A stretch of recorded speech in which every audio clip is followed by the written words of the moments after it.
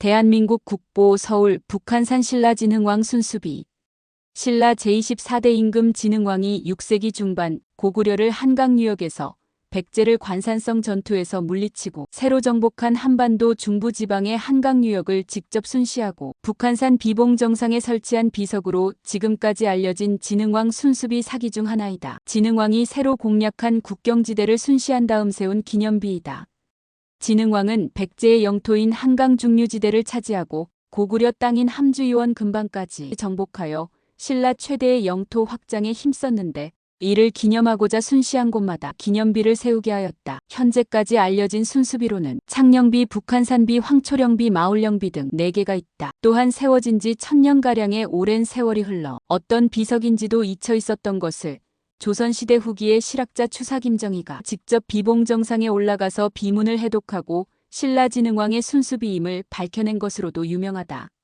조선시대에는 무학대사의 비로 알려지기도 하였다. 1816년에 김정희는 김경연과 함께 비문을 탁본하고 이듬해에 조인영과 다시 비봉에 올라가 조사한 뒤 진흥왕의 순수를 기념한 것임을 확인했다. 비의 옆면에 김정희와 조인영이 답사하여 판독한 사실이 새겨져 있으며 원래는 북한산 비봉에 자리하고 있었으나 보존하기 위하여 경복궁에 옮겨 놓았다가 1970년부터 현재 국립중앙박물관이 소장하고 있다. 많은 부분이 절단 또는 손상되어 있고 비신의 뒤쪽에는 무수한 총탄 흔적이 남아있다. 흔히 진흥왕이 555년에 세웠다고 알려져 있으나 이는 정확한 사실이 아니다. 엄밀히 말해 비문에서는 건립연도를 확인할 수 없다. 다른 순수비처럼 이것도 세운 시기를 기록하기는 했을 테지만 현재는 해당 부분이 풍화되어 판독할 수 없게 되었기 때문이다.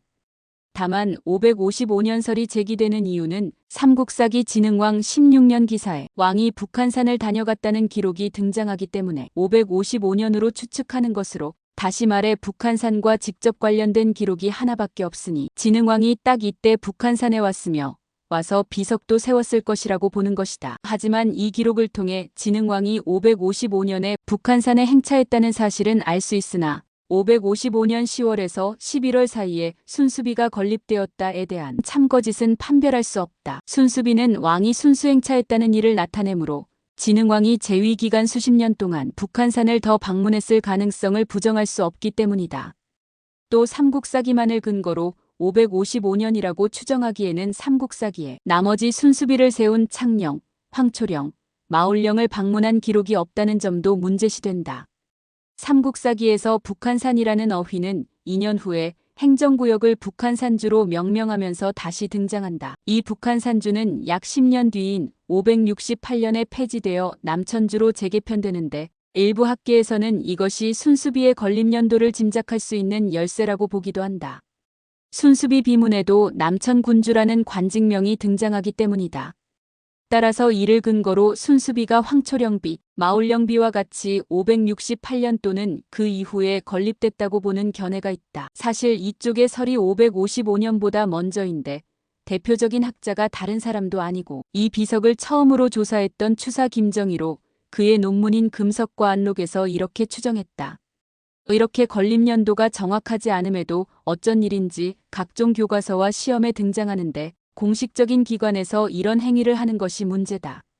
후속 연구나 발굴로 순수비가 다른 시기에 건립되었다고 밝혀질지도 모르는 상태에서 역사 왜곡의 가능성이 있기 때문이다.